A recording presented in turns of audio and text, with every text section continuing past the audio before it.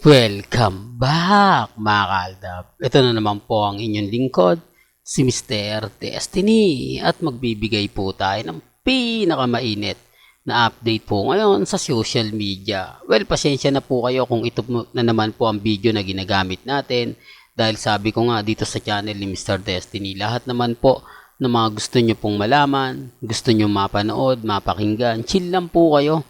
Di po ba? Ang dami pong guilty sa mga sinasabi ko, ang daming affected sa mga ina-update natin.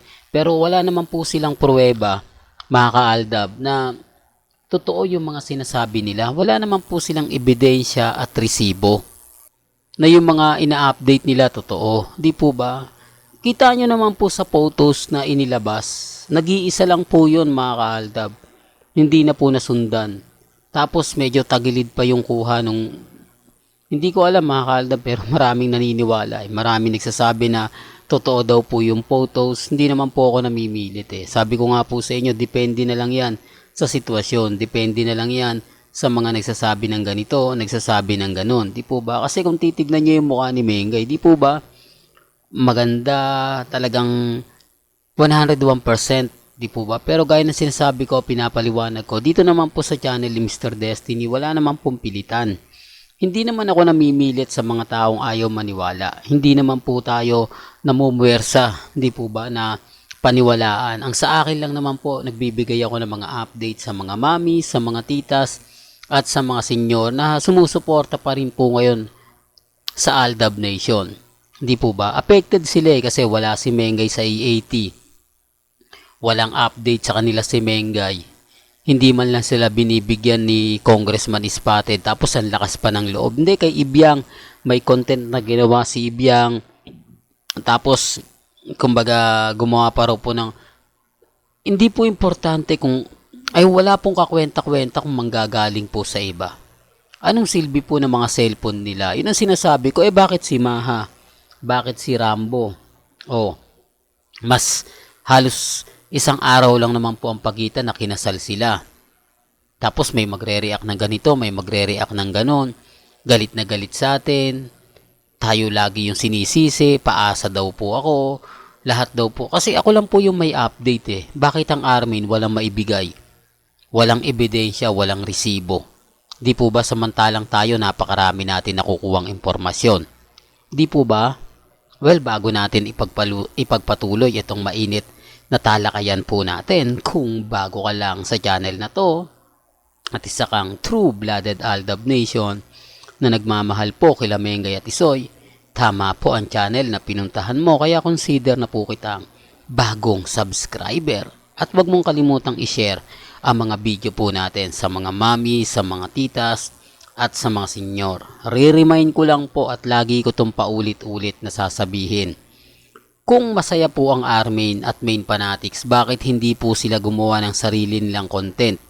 Bakit hindi po sila mag-upload na kung saan nga po talaga nangyayari at nagaganap ang kumbaga relasyon nila Mengay at ni Congressman Spotted? Ang dami po nilang sinasabi na kahit hindi na mag-artista si Mengay, wala naman po tayong sinasabi na maghihirap si Mengay kapag hindi na po siya mag-aartista. Maghihirap si Congressman. Ang gulo po nila, no, mga kaaldab. Halos lahat po ng wala. Halos lahat po ng hindi natin sinasabi. Sila po yung gumagawa ng issue. Bitter lang po sila kasi wala naman po talaga sa kanilang pakialam si Main Mendoza. Alam ni Mengay sa ginawa po niya, wala nang Aldab na tatangkilik po sa kanya. Totoo ito, mga kaaldab, for the record lang po. Base rin po ito sa malalapit kay Mengay. Alam kasi ni Mengay kapag ka nagbigay siya ng mga update, Armin lang po talaga makikinabang. Armin lang po talaga yung magiging masaya. Kaya nga po kapag nasa E80 siya, pansin nyo po ba, pag nasa E80 si Mengay, ang mga ina-update niya sa Instagram, sina Wally, sina Jose, Paulo, Alan Kay, di po ba? Tapos may magre-react na, hindi, ganto ganyan. Kahit po kasi pagtakpan nyo si Mengay, kahit po kasi sabihin na walang, kumbaga, walang naniniwala sa akin, mapapaisip din po yung iba eh. Di po ba na sinasabi nila may punto naman lahat ng sinasabi ni Mr. Destiny. May point naman siya na bakit ayaw magbigay ng update kahit na ni Congressman Spotted.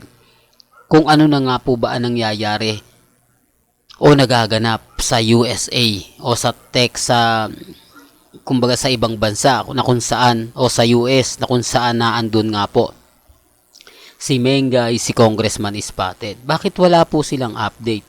Anong problema? Ayaw po ba nilang ipakita? Halos alam na ng buong Pilipinas na kinasal si Mengay at si Congressman Spotted. Pero bakit madamot pa rin po sila sa pagbibigay ng update? Hindi na nga nila pinapunta yung mga gustong pumunta sa kasal nila. O sabihin na natin, itinago na nga po nila o inilihim na nga po nila yung kasalan po na dapat maraming mga fans ang pupunta. Pagkatapos sa pagbibigay ng update, talagang naging mas madamot pa.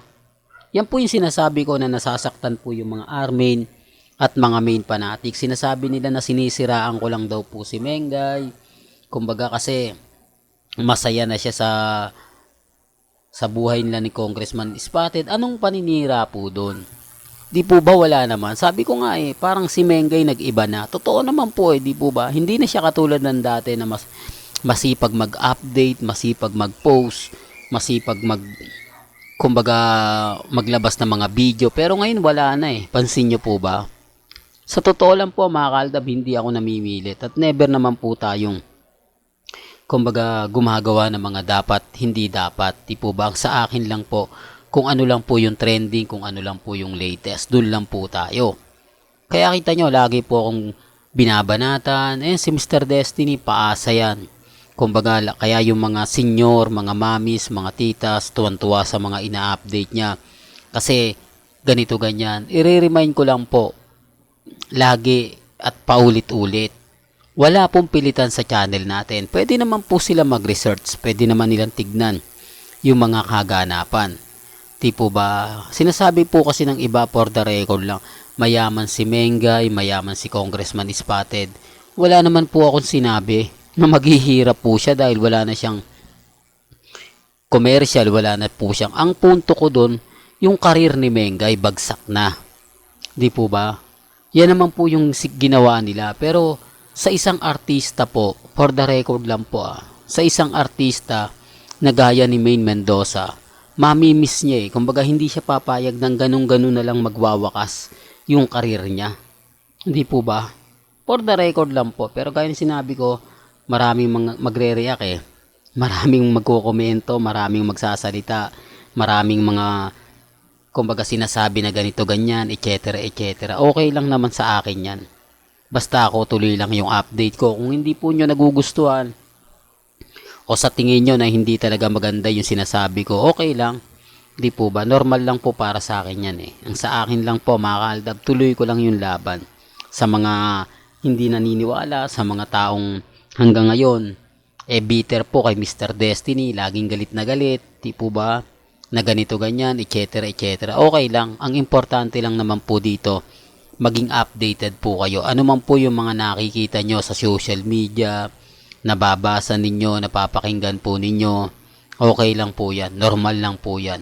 Walang gandito na lang po ang ating latest updates. Kaya kung gusto nyo pa po ng pinaka-latest at mga sariwang update, abay tutok ka lang dito sa channel ni Mr. Destiny para updated po kayo sa mga latest at sa mga bagong video po na ilalabas po natin maya-maya lang. Hanggang sa muli, salamat po sa panonood at pakikinig.